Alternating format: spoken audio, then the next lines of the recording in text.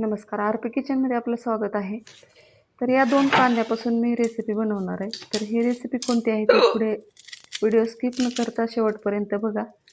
आता इथं मी 2 कांदे घेतलेले आहेत. दोन्ही बाजूचे देठ काढून घ्यायचे. तुम्हाला माझा व्हिडिओ थोडा जरी आवडला असेल तर प्लीज व्हिडिओला लाईक करा, चॅनलला सबस्क्राईब करा. सबस्क्राईब केल्यानंतर बेल आयकॉन प्रेस करायला विसरू नका. ऑलवर क्लिक करा म्हणजे माझ्या प्रत्येक व्हिडिओचे नोटिफिकेशन सगळ्यात आधी तुम्हाला येईल.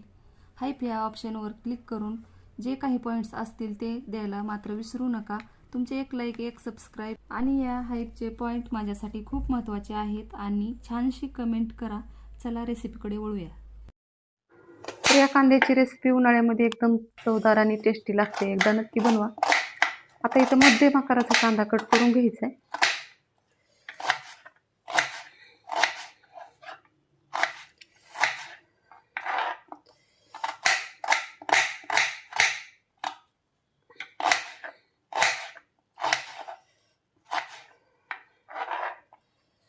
आता इथं दोन्ही पण कांदे घेणार आहे मी, तर दोन्ही पण कट करून घ्यायचे.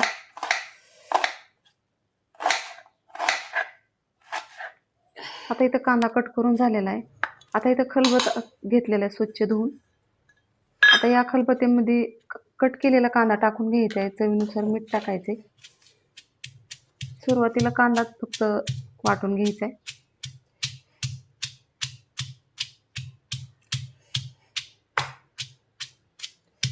मीठ टाकल्यामुळे लवकर कांदा बारीक होतो, यासाठी मी इथं कांदा बारीक केलेला आहे. आता याच्यामध्ये जिरे टाकून घ्यायचे.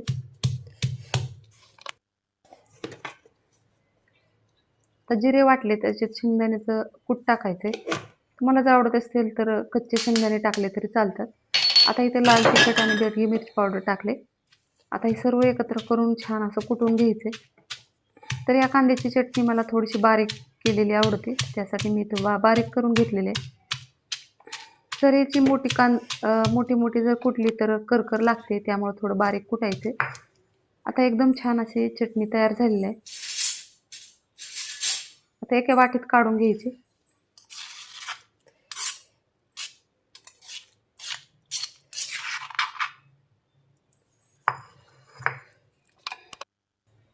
तर बघू शकता एकदम लाल भुंग अशी चटणी तयार झालेली आहे.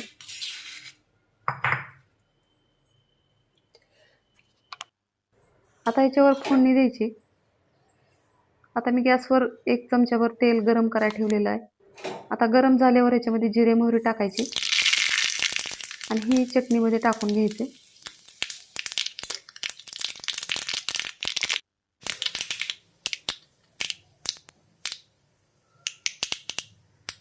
आता इथं मोहऱ्या सगळ्या तडतडलेल्या आहेत. आता ह्याच्यामध्ये टाकून घ्यायचे आणि छान असं मिक्स करायचे.